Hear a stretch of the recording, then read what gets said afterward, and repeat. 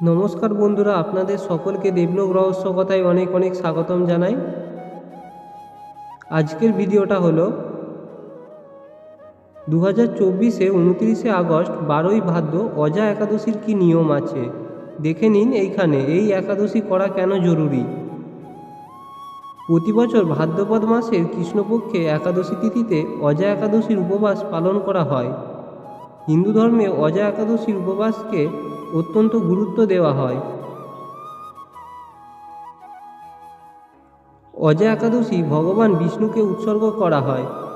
এই দিনে ভগবান বিষ্ণুর পুজো করা হয় এবং উপবাস করা হয়। এই দিনে ভগবান বিষ্ণুর সঙ্গে দেবী লক্ষ্মীর পূজা করাও খুব শুভ বলে মনে করা হয়। ধর্মীয় বিশ্বাস অনুসারে এই দিনে উপবাস ও উপাসনা করলে সমস্ত পাপ মোচন হয় এবং মোক্ষ লাভ হয়। এই দিনে উপবাস করলে সমৃদ্ধি আসে এবং জীবন সুখী হয়। আসুন জেনে নিই অজা একাদশী উপবাসের সঠিক তারিখ, পুজোর শুভ সময় এবং এর গুরুত্ব। ভাদ্রপদ মাসের কৃষ্ণপক্ষের একাদশী তিথি শুরু হয় 29শে আগস্ট বৃহস্পতিবার গভীর রাত 1টা থেকে 19 মিনিটে। ভাদ্রপদ মাসের কৃষ্ণপক্ষের একাদশী তিথি শেষ হয় 30শে আগস্ট শুক্রবার গভীর রাত 1টা 37 মিনিটে। উদয় তিথি অনুসারে অজা একাদশী 29শে আগস্ট 2024 তারিখে পালিত হবে। অজা একাদশী উপবাসে দুটি শুভযোগ তৈরি হচ্ছে। প্রথম শুভযোগ বা সিদ্ধিযোগ হল সকাল থেকে সন্ধ্যা 6টা 18 মিনিট পর্যন্ত।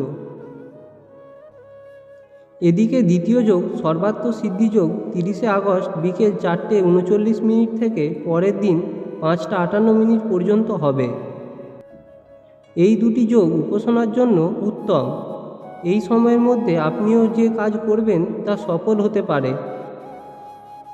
উপবাসের দিন আর্দ্র নক্ষত্র সকাল থেকে বিকেল 4টে 39 মিনিট পর্যন্ত থাকবে। হিন্দু ক্যালেন্ডার অনুসারে অজা একাদশী ব্রতের পালনকাল 30শে আগস্ট শুক্রবার সকাল 7টা 39 মিনিট থেকে 8টা 31 মিনিট পর্যন্ত। সুতরাং পালনের মোট সময়কাল 42 মিনিট। হিন্দু ধর্মে অজা একাদশীর গুরুত্ব অপরিসীম। এই উপবাসকে ভগবান বিষ্ণুকে খুশি করার একটি বড় সুযোগ বলে মনে করা হয়।